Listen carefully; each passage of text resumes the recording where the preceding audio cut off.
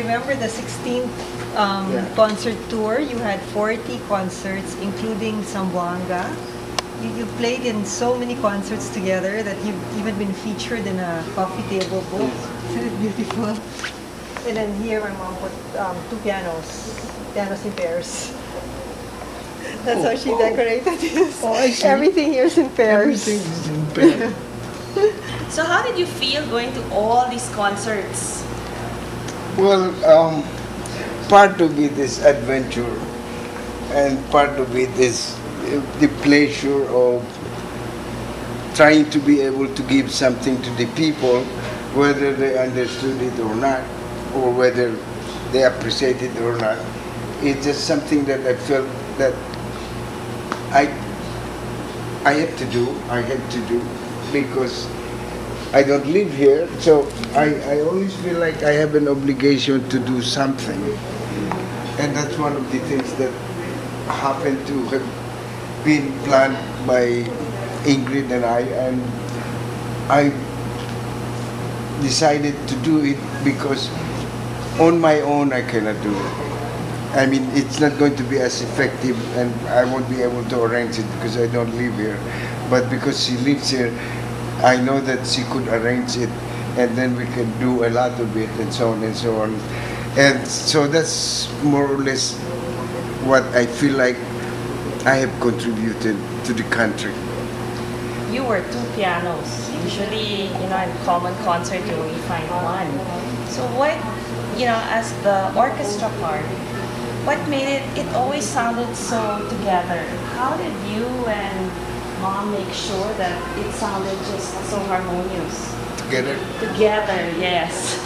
That's the What part was the secret? Well, because music is also mathematical. So, if you are perfectly mathematical, then you will be together. But the classical music is also emotional. And so to be together emotionally, you must understand each other so that you emotionally do the same thing at the same time. How did you emotionally understand each other? Well, because many of the pieces we played, I worked with her a long time ago. All right. When she was describing about the lessons. There were like 17 concerts, and in each tours, and in each tour there were so many concerts. So you've been all over the Philippines. How did you feel about that? It's like you learn more about the Philippines through each concert? Through these concerts, it's like making a research of my country without having to do it to make the research. By just traveling and playing and meeting people, it becomes a natural research rather than me reading the books and so on and so on. And that is very fantastic. And that's one opportunity that I appreciated a lot, because on my own I would not have been able to do it. I would not have found the time, and then I would not have probably the energy to do it, to go to places where I didn't think about the place, but because we played, we went there anyway, It's really quite something, and I hope that in the future we can continue somehow, or if we don't continue, the experience is just incredible experience, because I would have never thought to have done it, that I could do it. Definitely not on my own.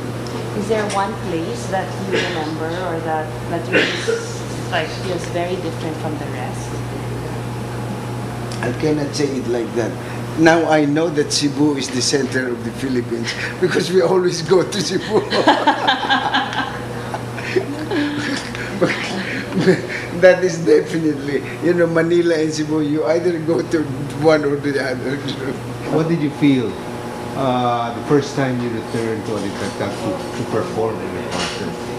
They're more curious than knowledgeable, They're curious to find out what it's all about. Impressive presentation you had was really offering an explanation or background on classical music. I think that's the whole purpose. Is just to explain what a concert is, what it's all about, and what it's supposed to do to people listening to concerts. Yeah, and that's of course not only in the Philippines but all over the world. The people don't understand what it's for. It's considered an elite function. It's not for everybody. They don't know that it's for everybody. They think it's only for those who are involved or who has money and who is more educated. So they don't know that it's for everybody because nobody says it's for everybody.